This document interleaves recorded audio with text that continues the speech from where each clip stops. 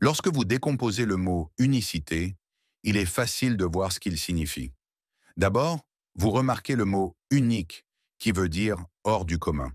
Ensuite, vous arrivez au suffixe ni, un suffixe courant qui renvoie à un état d'être.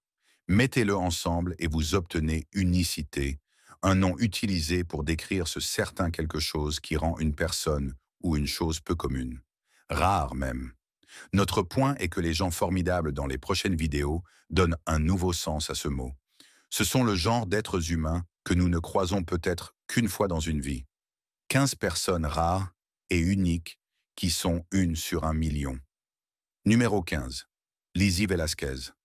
Elle ne savait pas qu'elle était différente jusqu'à son premier jour d'école, lorsque ses camarades de classe l'ont regardée autrement. Les enfants semblaient effrayés par son apparence et pointaient souvent du doigt, refusant de s'asseoir avec elle, même si elle ne faisait rien de mal. Lizzie Velasquez a même été qualifiée de soi-disant femme la plus laide du monde.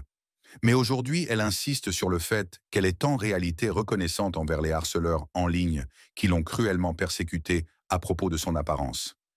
Elle est née avec un trouble génétique rare qui lui donne une apparence âgée.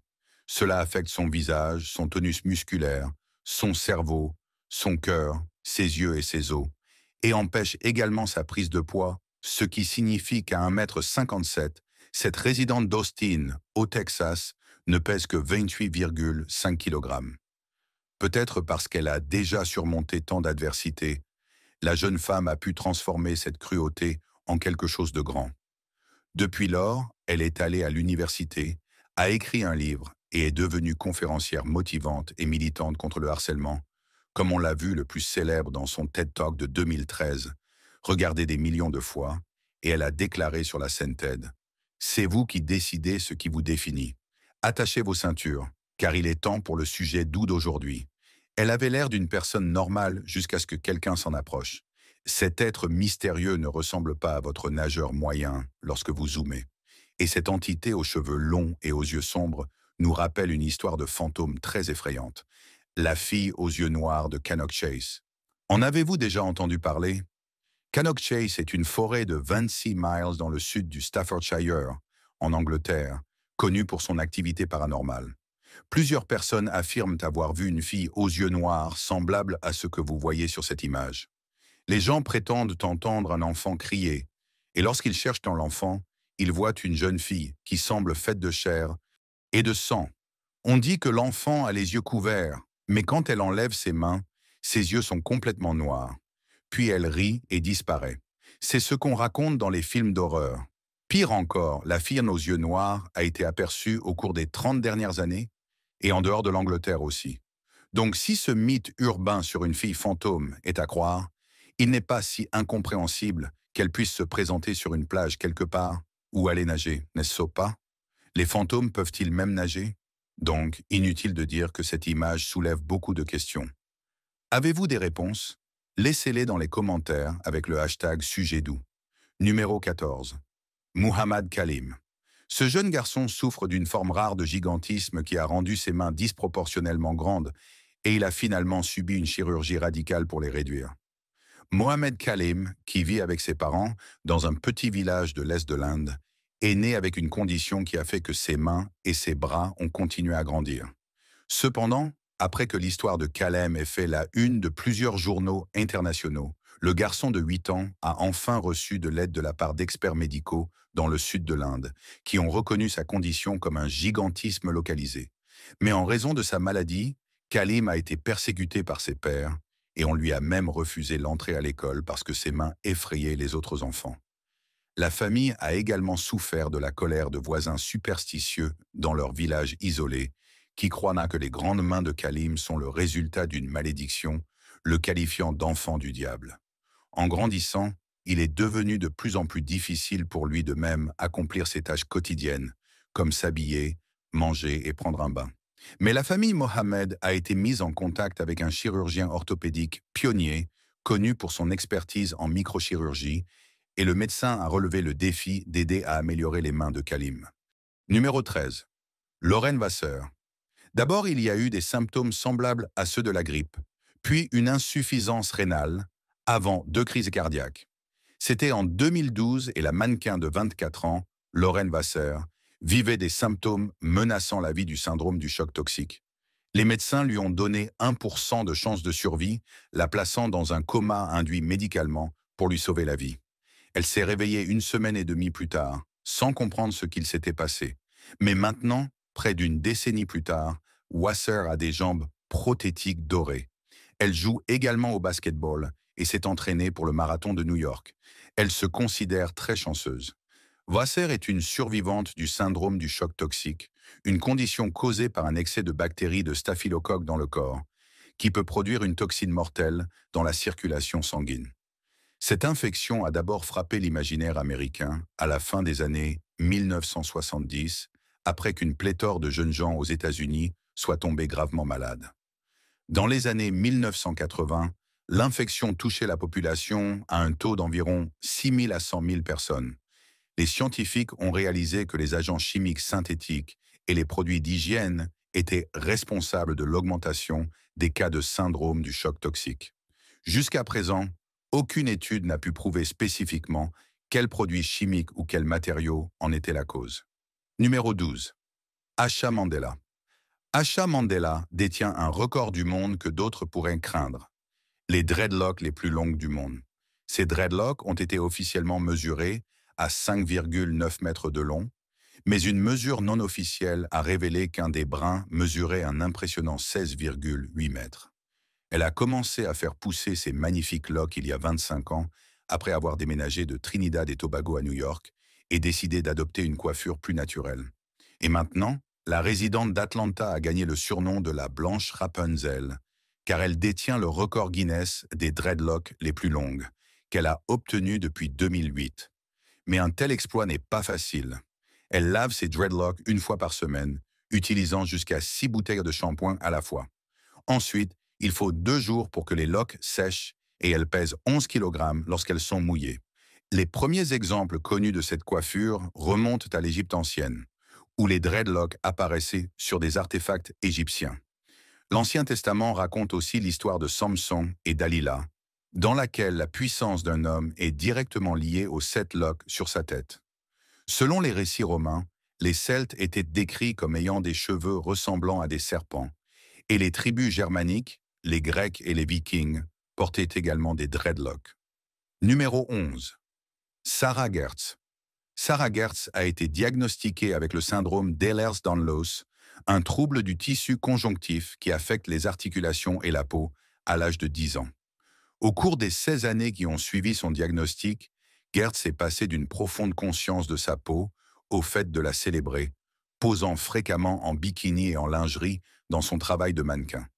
Gertz et ses abonnés sont un exemple important de la manière dont l'industrie de la mode évolue et que nous devrions tous remettre en question nos propres hypothèses sur ce à quoi devrait ressembler la beauté. Entre-temps, elle s'engage à partager ses imperfections et à défier ses abonnés à reformuler leur perception de leurs propres imperfections. Gertz a une peau qui se ride prématurément et lui donne l'air beaucoup plus âgé que son âge. Mais comme vous pouvez le voir dans ces superbes photos, le mannequin, maintenant âgé de 26 ans, est déterminé à montrer au monde qu'elle n'a rien à cacher. En se servant du mannequinat et en partageant son histoire, Gertz a construit un public sur les réseaux sociaux. Elle dit que son objectif maintenant est de sensibiliser non seulement sur cette affection, mais aussi sur l'idée que tous les corps sont beaux. Originaire du Minnesota, Gertz, qui vit maintenant à Los Angeles, est en mission pour changer notre façon de penser aux normes de beauté. Numéro 10. Rose Gale. La femme de 39 ans originaire de Portland a d'abord remarqué la présence de poils excessifs sur son visage lorsqu'elle était adolescente. Peu après, Rose a commencé à se raser quotidiennement pour les cacher. Elle et ses parents ont tout essayé pour arrêter la croissance de ses poils. Les médecins ont recommandé divers traitements, y compris la thérapie au laser et des médicaments, mais aucun n'a fonctionné. Finalement, elle a été diagnostiquée avec un trouble hormonal. Après des décennies à se cacher derrière un rasoir, elle laisse maintenant sa barbe pousser librement. Les barbus du monde se réjouissent. Gale affirme que le soutien de ses amis et de sa famille a rendu la transition supportable. D'abord, elle a arrêté par nécessité physique. Sa peau était en lambeaux et elle ne pouvait vraiment pas supporter de mettre une lame de métal sur son visage un jour de plus. Les bienfaits de ne pas avoir cette gêne physique ont encouragé la dame Baru à continuer. Même avant de laisser sa barbe pousser, elle a commencé à suivre certains comptes gérés par des femmes à barbe ou simplement des personnes qui ne se conformaient pas à une apparence conventionnelle ou au rôle de genre. Elle reçoit également plus d'attention de la part des hommes. « Je ne pourrais pas faire ça sans les réseaux sociaux », dit-elle. « J'ai trouvé ma communauté immédiatement. » Heureux de l'entendre. Numéro 9. Larry Gomez. Surnommé l'homme-loup à cause de ses poils corporels excessifs, Larry Gomez a désormais appris à accepter cet aspect particulier. Se cachant pendant des années pour éviter les intimidateurs, il est maintenant fier d'être l'homme le plus poilu du monde. Cet homme de Californie fait face à un trouble où 98% de son corps, y compris son visage, est recouvert de poils noirs épais. Il détient le record du monde Guinness de la plus grande famille poilue, décerné en février 2000, qui inclut 3 autres membres de sa famille. En parlant de son apparence inhabituelle et en encourageant les gens à s'accepter tels qu'ils sont, le jeune homme a déclaré « Peu de gens dans le monde ont cette condition. Je crois qu'il y a environ 6 ou 8 personnes, et je suis le plus poilu d'entre eux. Être l'un des gars les plus poilus du monde signifie pour moi que je suis spécial et célèbre aussi. » Gomez, avec son frère Gabriel, a travaillé avec le Cirque national mexicain, mais il a vite réalisé qu'il avait la capacité de faire quelque chose de grand. Il a gagné en reconnaissance à Hollywood après avoir travaillé sur un film. Le nouvel amour qu'il a pour lui-même l'a également aidé à trouver l'amour de sa vie, qu'il a rencontré en cherchant un appartement en 2011, Koudia Diop. Nous savons tous que l'industrie de la mode peut être assez jugeante, et bien que l'industrie ait des normes de beauté rigoureuses, de plus en plus de filles à la beauté non conventionnelle deviennent les prochaines superstars. Numéro 8. Koudia Diop est un mannequin malgache de 19 ans qui a été autrefois victime de harcèlement en raison de la couleur de sa peau foncée, mais maintenant, elle est mondialement connue en tant que déesse du mélanine. Elle fait sensation sur Internet avec son teint riche et magnifique. Koudia, maintenant mannequin célèbre, a commencé à faire du mannequinat à l'âge de 17 ans et a conquis Internet avec ses belles photos qui lui ont valu un grand nombre de followers sur les réseaux sociaux. Elle inspire également les gens à accepter leurs différences, écrivant « Si vous avez la chance d'être différent, ne changez jamais. Nous ne pourrions pas être plus d'accord.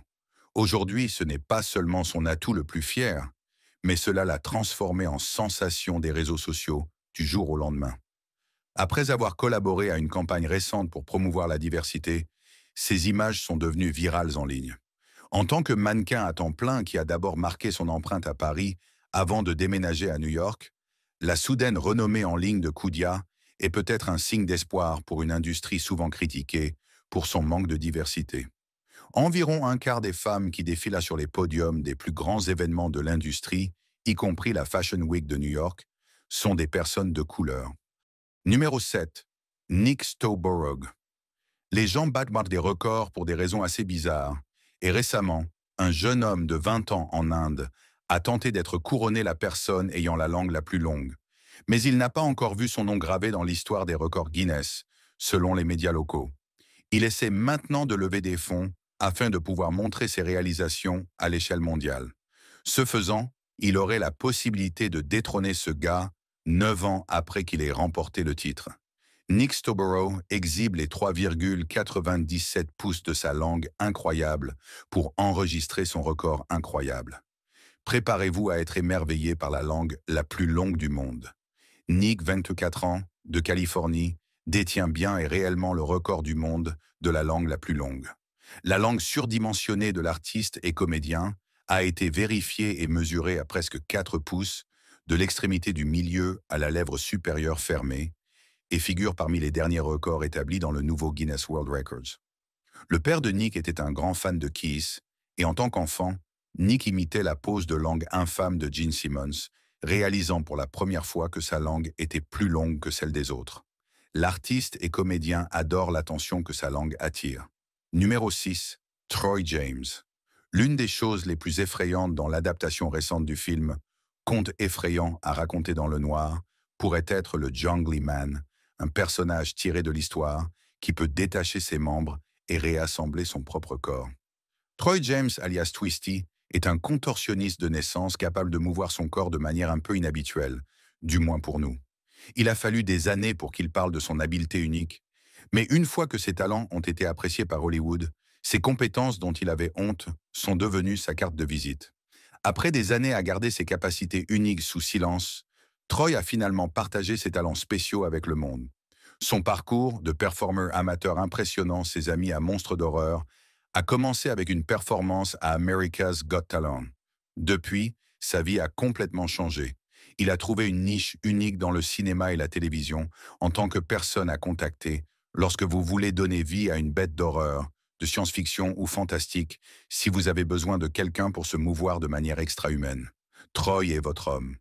Jouant un vilain de film d'horreur dans la dernière d'une impressionnante série d'apparitions d'horreur, le contorsionniste Troy a gagné sa vie à Hollywood grâce à sa capacité unique à faire à son corps des choses que la plupart des corps ne pourraient pas. Numéro 5. Mandy Sellers.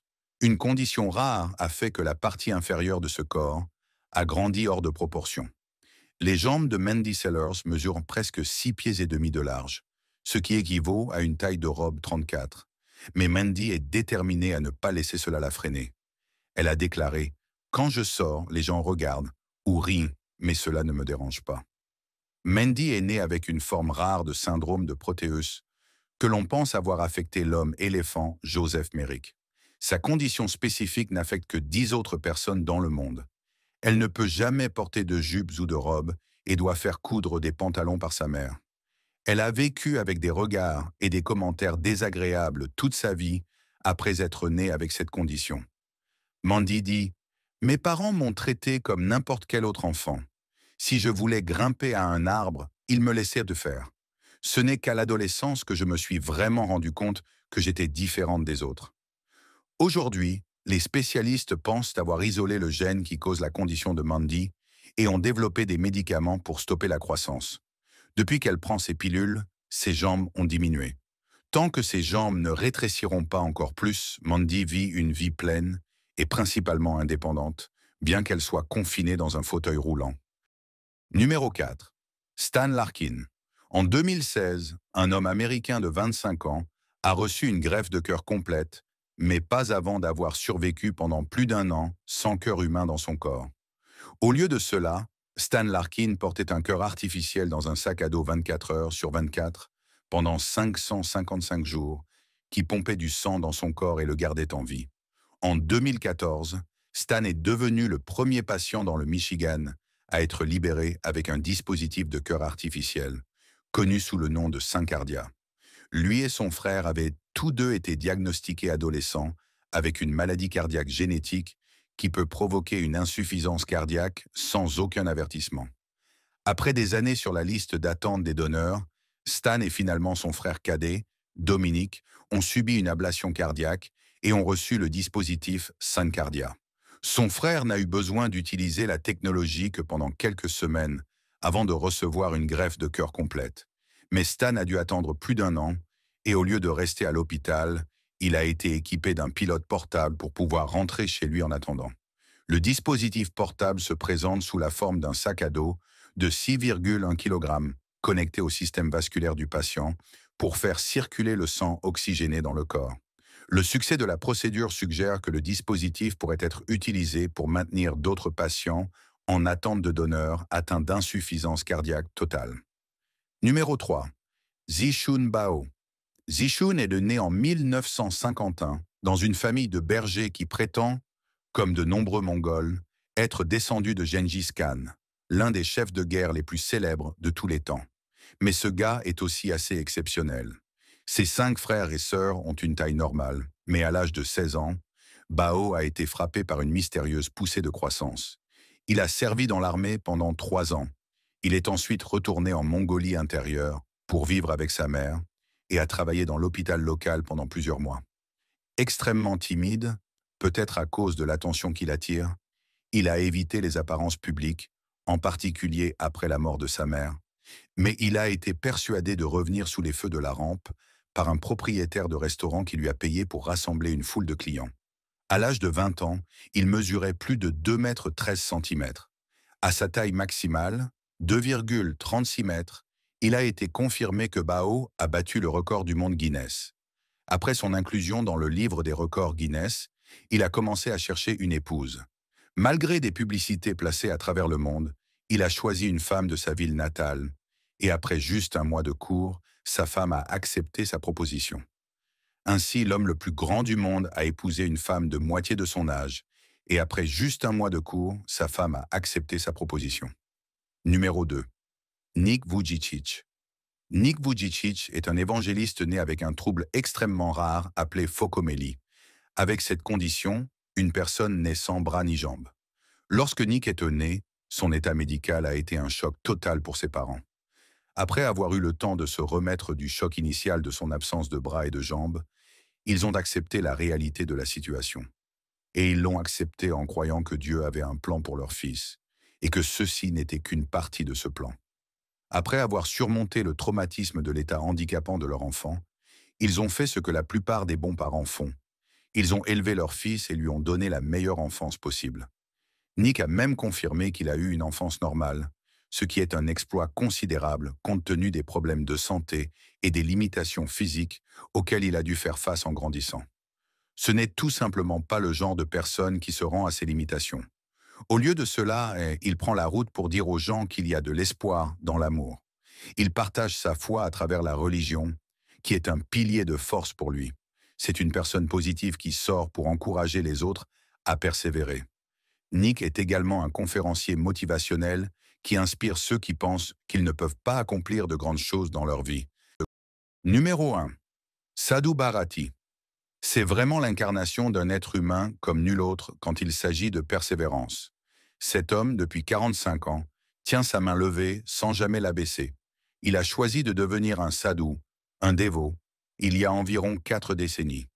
Cela signifie vivre une vie loin des besoins matériels, ainsi que de toute activité impie. Un moine, pour ainsi dire. Dans les années 1970, il travaillait dans une banque, menant une vie modeste avec sa femme et ses 3 enfants. Un jour, il a eu une épiphanie venue de nulle part qui l'a poussé à choisir de quitter sa famille, son travail et ses amis pour suivre son appel religieux. Il a décidé de consacrer le reste de sa vie à Shiva, un dieu hindou, et c'est pourquoi en 1973, il a choisi de lever sa main et de la tenir en l'air pour le reste de sa vie afin de montrer sa foi et sa reconnaissance. Il est rapidement devenu assez populaire dans le monde entier et des milliers de personnes ont été inspirées par ce geste. Lorsque l'on lui demande pourquoi il lève la main, il répond toujours que ce geste est destiné à atténuer les guerres et à soutenir la paix dans le monde, ainsi qu'à montrer son respect envers Shiva. Au début, la douleur dans sa main était terrible, mais la douleur n'a jamais surpassé sa dévotion. Après ces 2 premières années, il a commencé à perdre toute sensation dans sa main. Et, avec cela, la douleur a également commencé à disparaître. Si vous avez appris quoi que ce soit de ces personnes rares et uniques, cela doit être que s'aimer soi-même est la clé. Où seraient ces personnes rares et uniques si elles n'avaient pas l'amour de soi à leur côté? Montrez-nous un peu d'amour et aimez cette vidéo et abonnez-vous à cette chaîne.